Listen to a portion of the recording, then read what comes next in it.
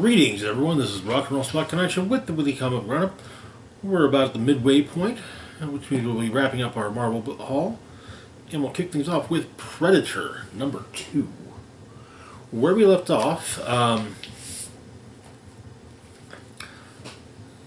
a group of people from all over the world had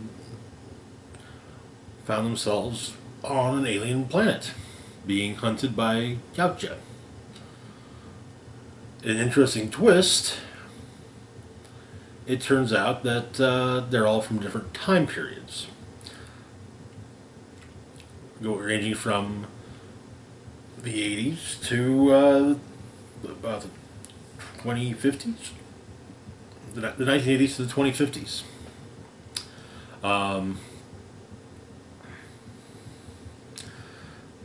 They were, however, as things started to turn against them and with being hunted by the predators, they were rescued by Theta and Paolo, the survivors of our first arc. The issue begins with the Yautja finding the hunter that Theta killed at the end of the first issue, leaving an explosive, basically leaving his self-destruct device, activating his self-destruct device and heading off.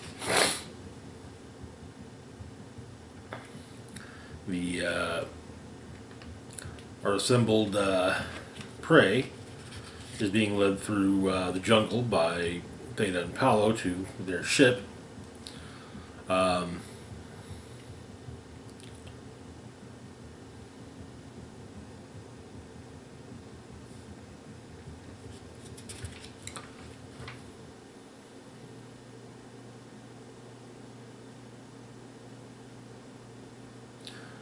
And the question comes up, could the Yautja be time travelers? But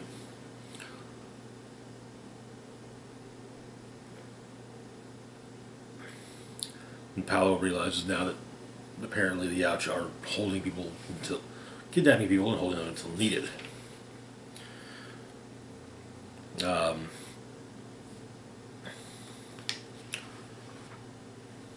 But the Yautja are on the hunt.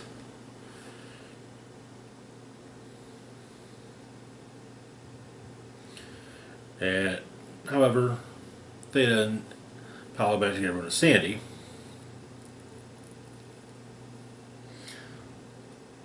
Though Anya and Ernesto have fallen behind a bit. As they come back up, however, the Yautja find them and blast a hole through Ernesto.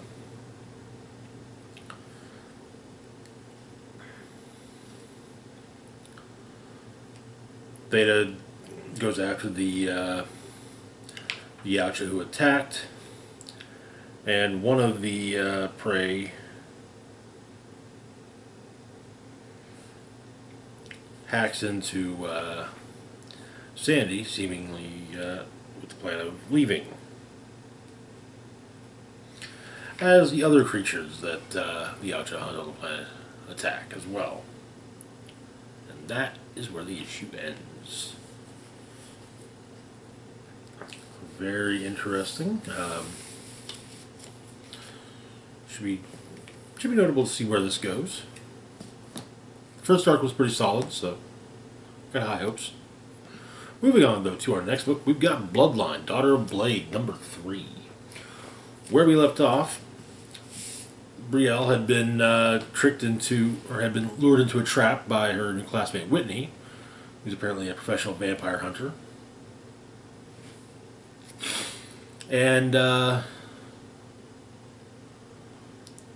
up giving into her bloodlust, at least letting it take control. She didn't actually attack anyone, but she was rescued by none other than Blade, her father. But Blade manages to calm her down, and 2 days later, she gets to officially meet her father. With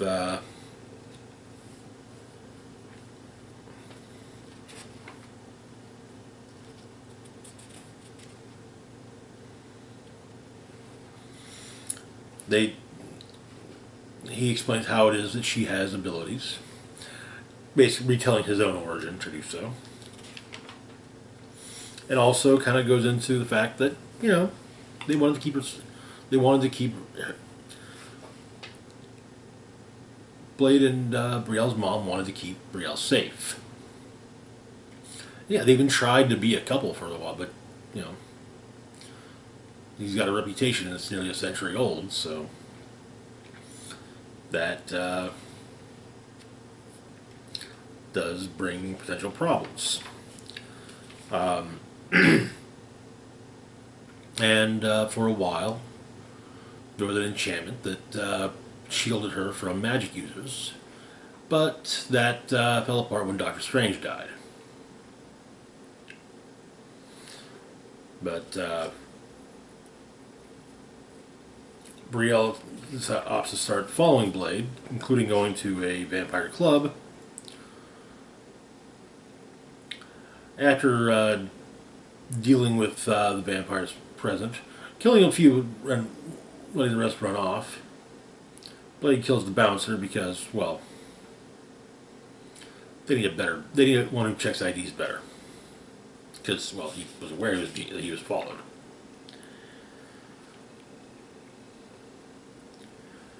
And since Brielle's insisting on being involved, Blade opts to train her, finding a nice, open area where if they bust anything up, no one's gonna mind. Mainly, partially to train with sword, but also hand-to-hand fighting. And he explains it's not just that they're going to train at certain times with her powers fluctuating the way they do. That way, she's prepared for those potential fluctuations. But as they train, Blade does explain that he had to adapt to Brielle, which is a good thing. That's what fighting's all about. That's one of the most important things of fighting. Making your opponent play by your rules, which Brielle takes as fighting, fighting dirty. But Blade says that when it comes to vampires, there's no such thing as fighting dirty. But when it comes to fighting people, well, that's going to suck. But Blade expects her to win. And apparently Blade got her something, which they're going to wait so they'll wait till to give it to her till he drops her off at home. Back at Brielle's home, however, her mom comes home, intending to heat up some leftovers. However, she's a dinner guest already waiting. Deacon Frost. That is where the issue ends. I'm really digging this book, and I'd love to see. I hope to see Bloodline and more stuff in the future. I find it interesting that we've got, and also kind of one of those little nitpicks when it comes to comics is that last month's issue of Ghost Rider literally had Ghost Rider in Savannah, Georgia. Brielle, Bloodline, lives in Atlanta. You'd think that maybe at least some mention of what happened in Savannah might come up, but nope. Anyway, moving on to our next book, we've got Guardians of the Galaxy, #1.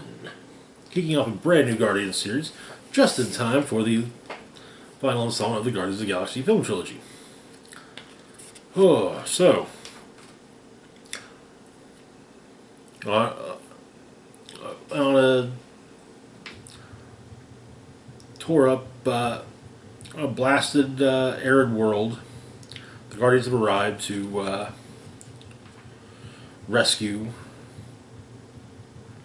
the people of the planet. From what? Grootfall. Well, they've already sent people. Mantis has already been sent forth, but the sheriff asks what's going on, and well,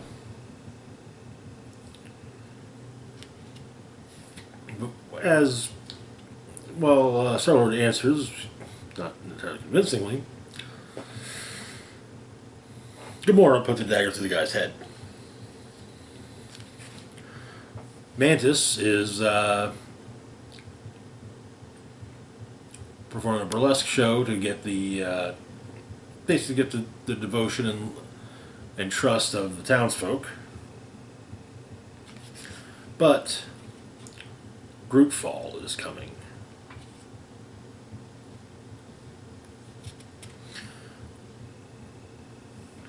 However, the Guardians are having to shoot their way out of town before eventually convincing everyone that yes, bad stuff's coming, and so they need to get to the Guardians' ship so they can get off world.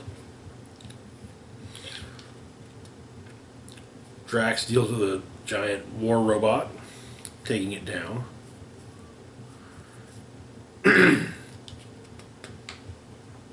However,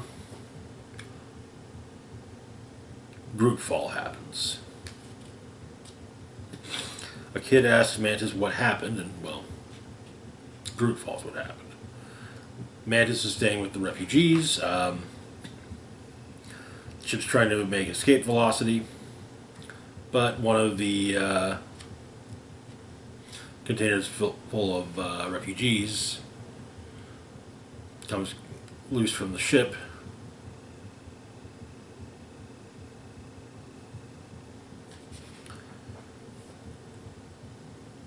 And is taken by Groot.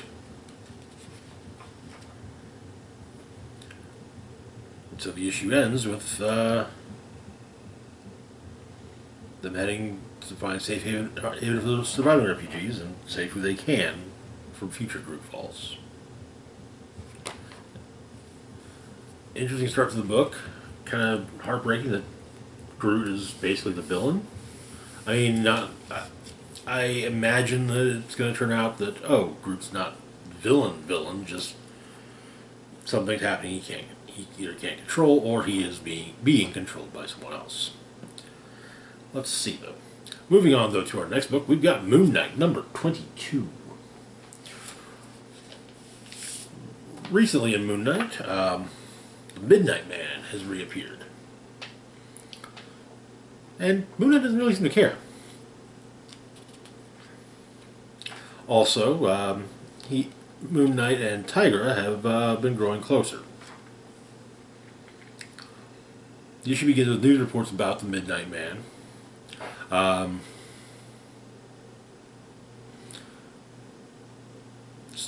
Committing a string of bizarre robberies, homes of the wealthy being targeted, no money or valuables is reported stolen, leaving only a pocket watch pointed to midnight. Mark is spending the evening with Tigra and her son.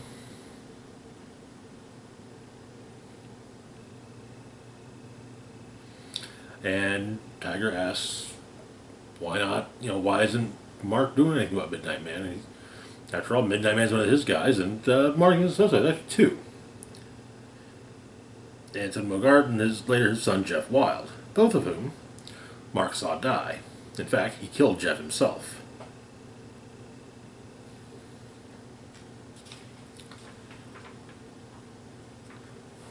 But they ought to watch Goonies together, and found out that Tigra's movie collection is made up of VHS tapes. And she explains it's twofold. One, it's how when she was growing up, that was what she did with her. So what her folks did was they watched videotapes together. So instinct, but also the fact that having claws at the end of your fingers is kind of wreaks havoc on DVDs. But Tigra goes to talk to Detective Flint about getting information on the Midnight Man robberies, and starts looking for connections.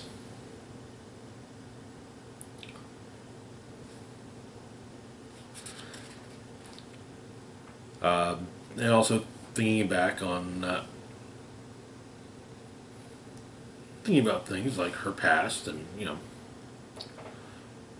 her her son's father.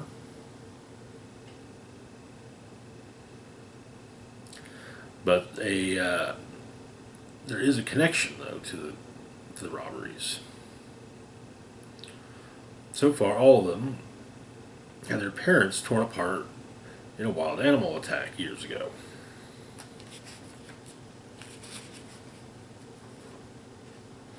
Um,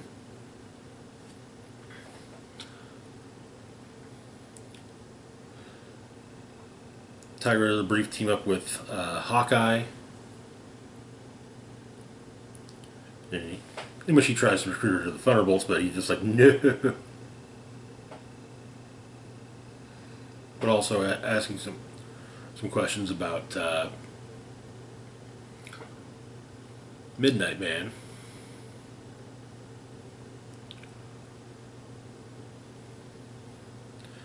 But apparently Clint's still dealing with some stuff from the whole Ronin thing recently.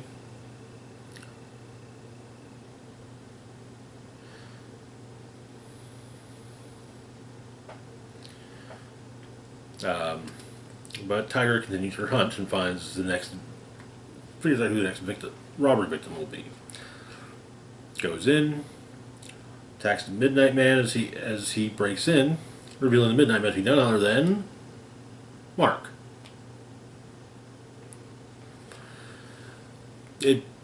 When the new Midnight Man appeared, it was simple, crash a MAGA meeting. It was mainly to replenish the money that Zodiac had stolen from him.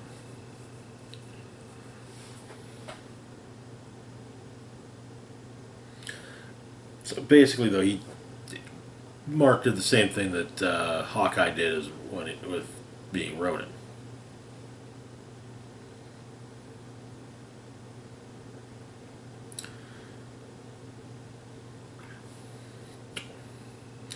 But the parents of the people whose houses he broke into were all members of the committee. And Misc is working for them. He's trying to figure out who it is. But and what hurts, but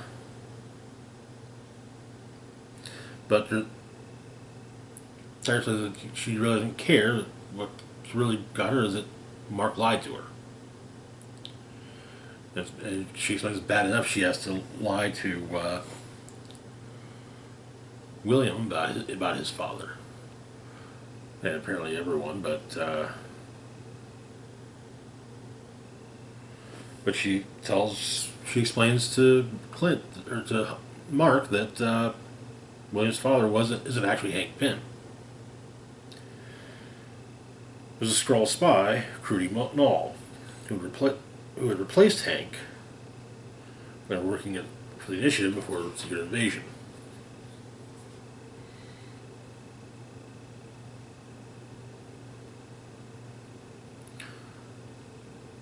But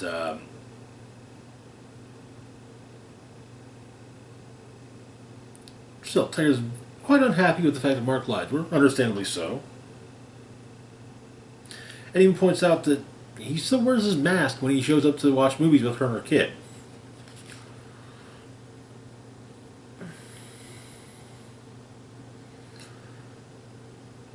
She leaves, asking if he knows how hard he makes it to be his friend. Later that night, later, Tiger and her son are hanging out, and there's a knock at the door. William figures it must be pizza, but it's Mark without his mask, and he brought a tape. Time Bandits. They kiss, and Tiger tells her son that she thinks he's her boyfriend now. And that is where the issue ends. It's a good issue. And Moon Knight did, in fact, answer the question that Tiger posed. If he knows how hard he makes it to be his friend sometimes. He does. Anyway, moving on, though, to our last book for the moment. We've got Silver Surfer Ghostlight, number 3. Where we left off,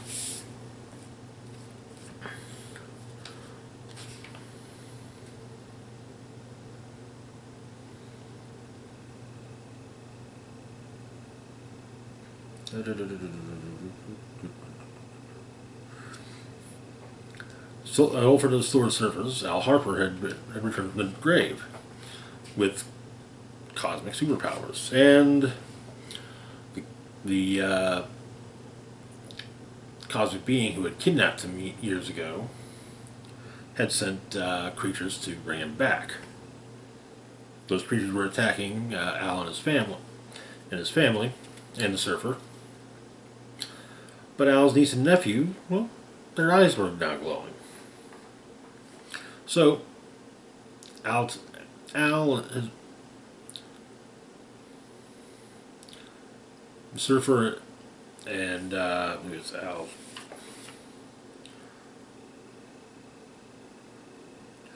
brother-in-law go to Al's lab, and he manages to use the nanobots in his blood to reverse whatever's happened to his niece and nephew.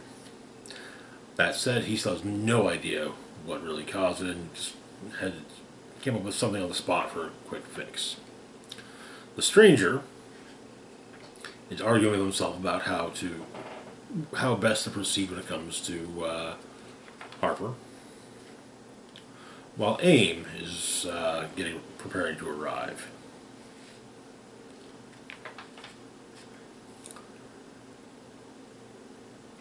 Utilizing what appears to be weapons that fire power cosmic. Well, Al's able to change how they work, so they just fire snow. But the creatures that the Stranger sent are still around, and the leader of the AIM group demands that some specimens be taken. While some of them, however, escape through a portal, and she follows, ending up on the Stranger's ship. Back in Al's lab, it turns out that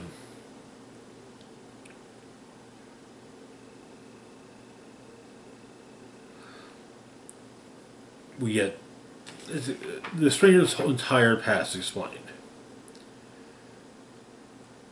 And he has various personalities, and a particular group of them, calling themselves the Inner Faction, have embedded themselves within Al's nanobots, and are hoping to use Al's science to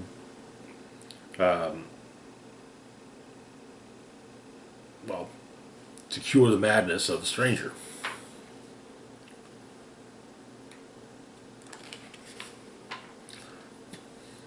But our AIM scientist has arrived on the Stranger's ship and is confronted by all of the personalities at once. And that is where the issue ends. Interesting book so far. I'm liking the explanations of stuff. But anyway, that is going to be it for now. As always, feel free to like, share, and subscribe.